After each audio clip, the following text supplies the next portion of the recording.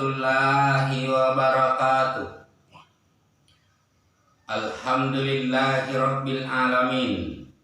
Wa bihi nasta'inu ala umurud dunya waddin. Ashhadu an la ilaha illallah wa ashhadu anna Muhammadar Rasulullah. Allahumma salli wa sallim ala Muhammad wa ala alihi wa sahbihi ajma'in. Alhamdulillahi rabbil alamin. Allah berikan nikmat hidup. Ya, nikmat hidup itu tidak pernah kita minta ketika kita berada dalam proses rahim, di dalam rahim orang tua, sampai kita berusia 9 bulan 10 hari, lalu kita dilahirkan menuju dunia.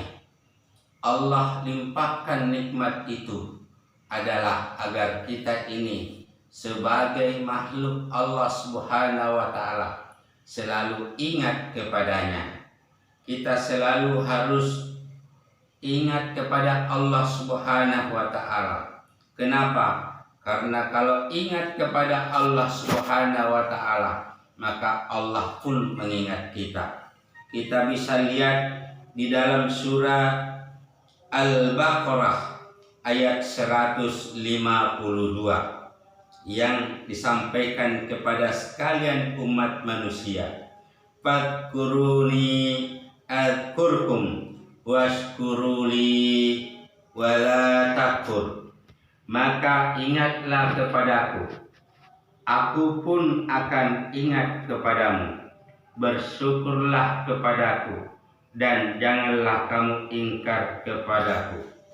Oleh karena itu, dengan apa yang Allah berikan kepada kita ini, apakah itu nikmat kebaikan ataukah musibah dan cobaan, harus dasarnya ingat kepada Allah Subhanahu wa Ta'ala. Allah menurunkan kebaikan dan Allah menurunkan cobaan, harus dasarnya ingat kepada Allah Subhanahu wa Ta'ala, yaitu dengan dasar tauhid la ilaha illallah. Seperti ini Allah perintahkan untuk menunaikan ibadah sholat, maka sholatlah di mana saja kamu berada, karena Allah bersama kita dimanapun saja kita berada. Seperti kalau kita mau keluar dari cobaan ini, mohonlah pertolongan kepada Allah dengan cara mengingatnya, yaitu menunaikan perintahnya dan beriman kepada Allah Subhanahu wa Ta'ala. Sudah masyhur, ada himbauan pemerintah dan ada himbauan ulama.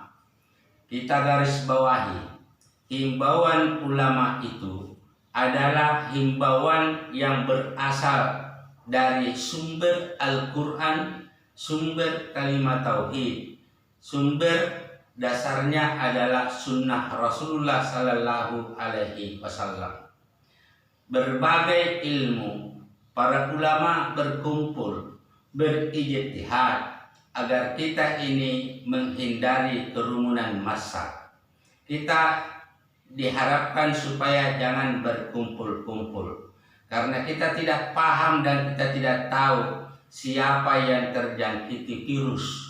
Kalau misalnya di masjid kita banyak, lalu kita berjamaah, lalu ada satu orang membawa virus, lalu kita di dalam masjid bisa saja secara mudah terjangkiti. Ini semua sudah Allah Subhanahu wa Ta'ala. Oleh karena itu kita harus bertawakal kepada Allah Subhanahu wa Ta'ala. Bertawakal itu adalah menyerahkan sepenuhnya kepada Allah, tapi dasarnya harus kita berikhtiar. Kalau ada keinginan dan keperluan, bertawakal kepada Allah harus kita berikhtiar. Ikhtiar dan usaha itu dasarnya ingat kepada Allah Subhanahu wa Ta'ala. Maka janganlah kita berprasangka buruk terhadap ini semua. Jangan kita berprasangka buruk terhadap pemerintah, dan jangan berprasangka buruk kepada para ulama. Mari kita cerdas menyikapi ini semua persoalan.